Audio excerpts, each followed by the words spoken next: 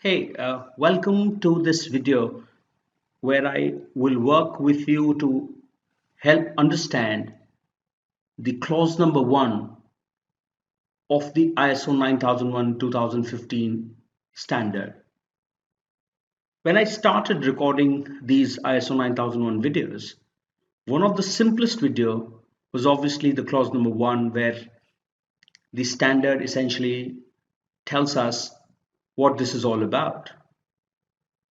But for me, if you want to become a ISO 9001 practitioner, you must understand the basic conscience of the ISO 9001 standard. And in your entire journey as an auditor or as an implementation person, you must ensure that the conscience of ISO 9001 is kept well. Let me read this through to you.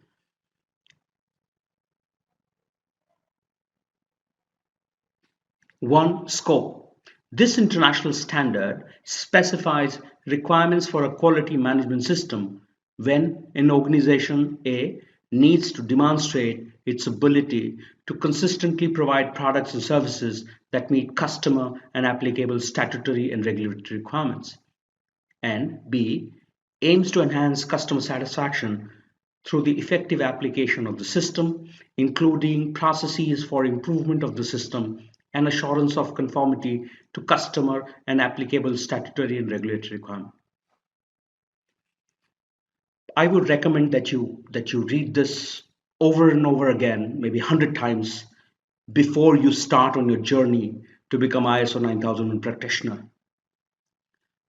From how I see this, it is telling us that three basic elements is what ISO 9001 seeks to achieve. A, that any organization implementing ISO 9001 must possess demonstrable ability to consistently provide products and services that meet customer requirement, as also the applicable statutory and regulatory requirements. So if you are looking for creating an organization that is ISO 9001 certified, you are essentially looking at an organization to build demonstrable ability. Merely possessing that ability may not be good enough. You will have to have the ability to be able to showcase that you're capable of providing products and services that meet customer requirement, applicable statutory and regulatory requirements as well. Additionally, an organization that is ISO 9001 certified or is in pursuit of it must be able to demonstrate aim to enhance customer satisfaction through the effective application of the system. So one must be able to build processes, system that work at enhancement of customer satisfaction, and C, work at processes for improvement of the system and assurance of A, B, and C. So for me, three basic conscience elements. A, having demonstrable ability to consistently provide products and services that meet customer requirement and the law of the land. B, aims at enhancing customer satisfaction through the effective application of the system.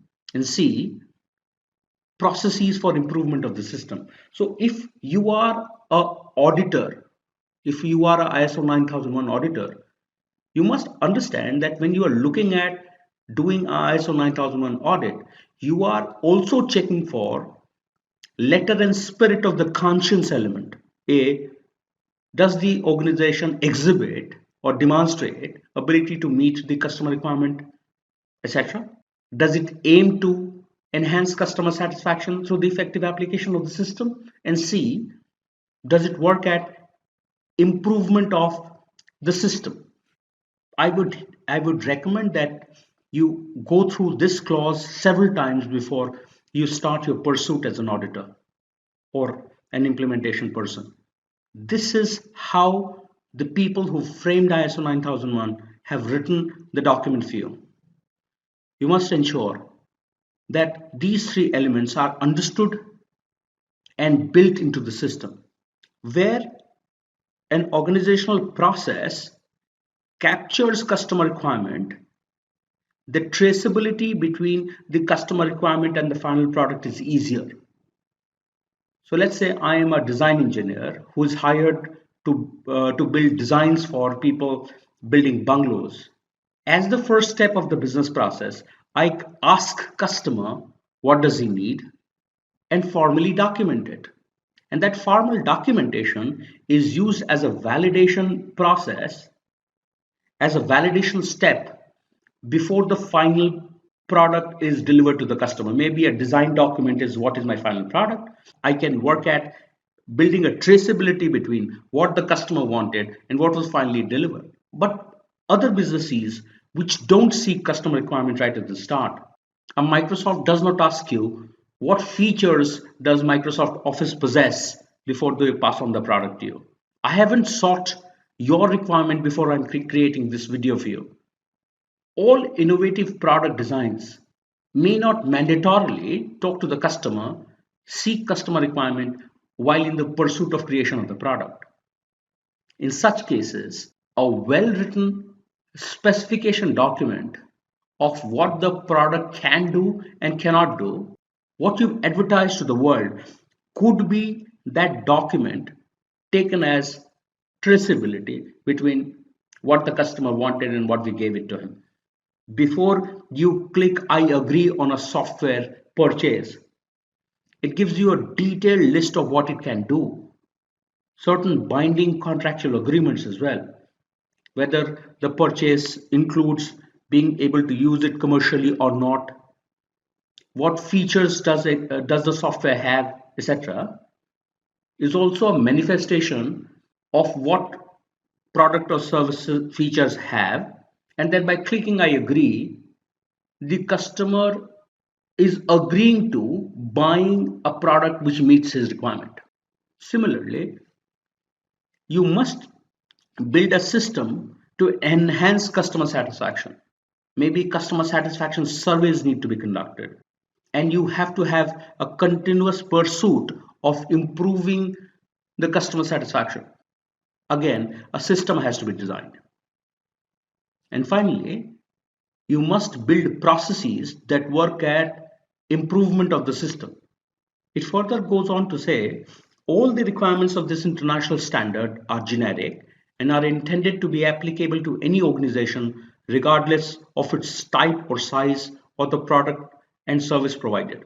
So it is saying that ISO 9001 as an international standard is very generic in nature, and regardless of any organization, regardless of its type or size or what kind of products or services it provides, ISO 9001 is applicable throughout.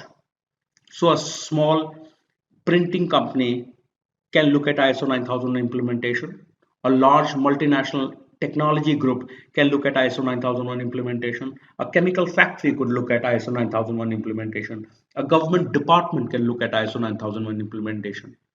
An ISO 9001 implementation is neither driven by the size of the company. You could be a very large, a 300,000 people working for you kind of a company, to a 20 people working company.